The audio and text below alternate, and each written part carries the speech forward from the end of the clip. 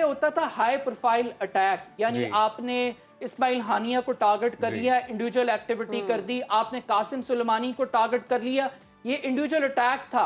इसका जो मैग्नीट्यूड है कि 5000 डिवाइसेस को आप एक बटन से एक टाइम के ऊपर ब्लास्ट कर दें, तो ये एक बहुत बड़ा सिक्योरिटी ब्रीच है, एक बहुत बड़ी कोलैप्स है। लेकिन इसके पॉलिटिकल एस्पेक्ट भी हैं। हम तो इस बात पे भी हैरान हैं कि हिजबुल्लाह ने ताइवान का इंतखाब किया और ताइवान अमेरिकन एलाय है, और इसके साथ साथ अब वो जो गोल्ड अपोलो जो कंपनी है वो ये कह रही है कि उन्होंने नहीं बनाया, उन्होंने हंगरी की एक कंपनी को लाइसेंस दिया हुआ था। अब्दुर्रहमान, लेबनान में जो हमले हुए हैं और साइबर हमले शुरू कर दिए उन्होंने, पहले उन्होंने पेजर डिवाइसेस को ब्लास्ट किया, अब ये भी खबर आई है कल के वॉकी टॉकीज़ जो हैं वो भी ब्लास्ट करवा दिए। कितना ख़तरनाक है ये सिलसिला, तो अब तो आप किसी तरह से भी महफूज नहीं है। क्या मोबाइल फ़ोन्स तक भी ये बात पहुँचेगी फिर?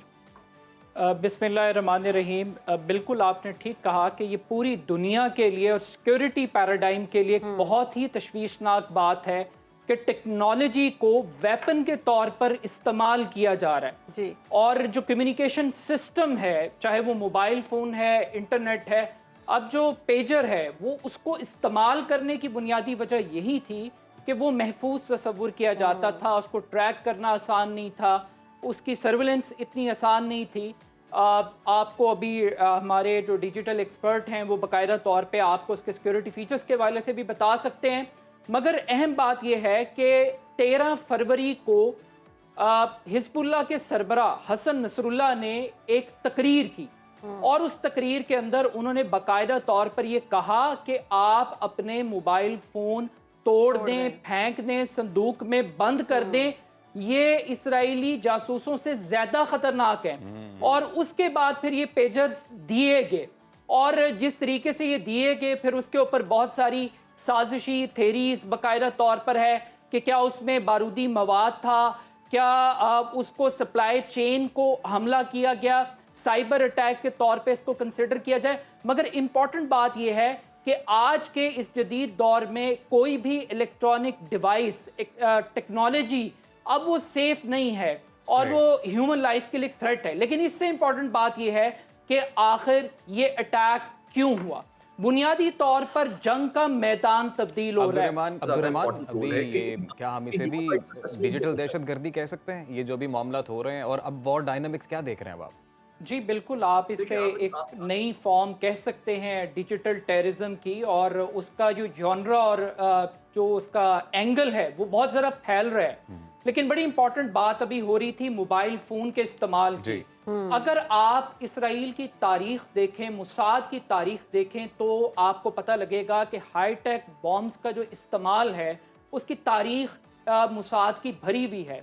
1996 के अंदर याहिया अयाश, ये हमास से इनका ताल्लुक था और ये बॉम्ब बनाने के एक्सपर्ट थे। इनको इंजीनियर कहा जाता था, लक़ब इनको मिला था, और इनको 1996 के अंदर मोबाइल फ़ोन पहुंचाया गया जासूसी के ज़रिए, और वो मोबाइल फ़ोन फट गया और इनकी शहादत हुई।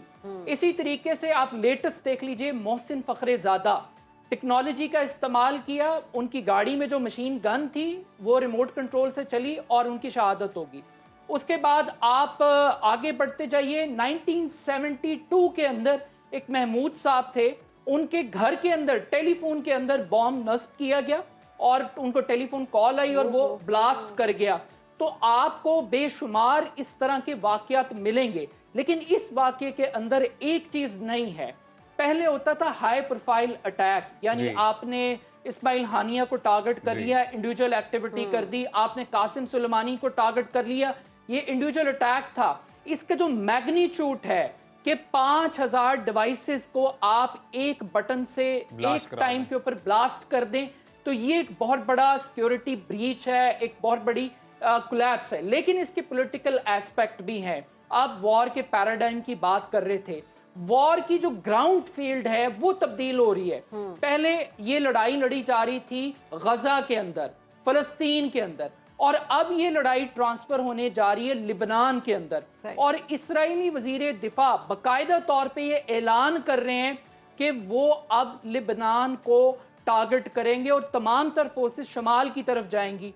اور شمال کی طرف کیوں جائیں گی؟ آخر حماس کو کے بعد حزب اللہ کو کیوں ٹارگٹ کیا گیا؟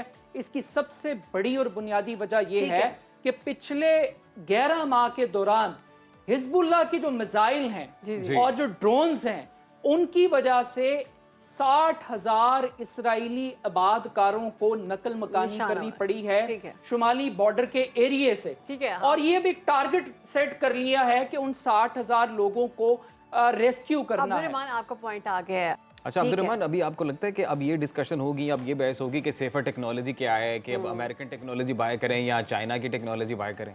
جی یہ تو ایک آلریڈی ایک آن گوئنگ پروسیس ہے، اور ٹیکنالوجیز کا وار آف کمیونیکیشن ہے، وار آف ٹیکنالوجی ہے، اور آلریڈی آپ دیکھ رہے ہیں کہ امریکہ اور چائنا کے درمیان بہت زیادہ ٹینشن ہے، اور اسپیشلی ہم تو اس بات پہ بھی حیران ہیں کہ حزب اللہ نے تائیوان کا انتخاب کیا، اور تائیوان امریکن ایلائی ہے، اور اس کے ساتھ ساتھ اب وہ جو گولڈ اپولو جو کمپنی ہے وہ یہ کہہ رہی ہے کہ انہوں نے نہیں بنایا، انہوں نے ہنگری کی ایک کمپنی کو لائسنس دیا ہوا تھا۔ وائس آف امریکہ کی رپورٹ بتا رہی ہے کہ جو کمپنی کا دفتر ہے وہاں پہ صرف ایک خاتون کام کر رہی ہیں، اور پریکٹیکلی وہاں پہ کوئی چیز ایگزسٹ نہیں کرتی۔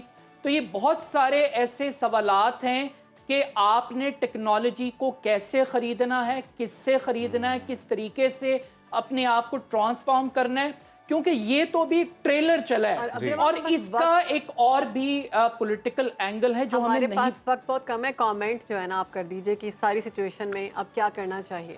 دیکھیے اس اٹیک کا جو سب سے پہلی ہٹ جو لگی ہے وہ جنگ بندی معاہدے کو لگی ہے۔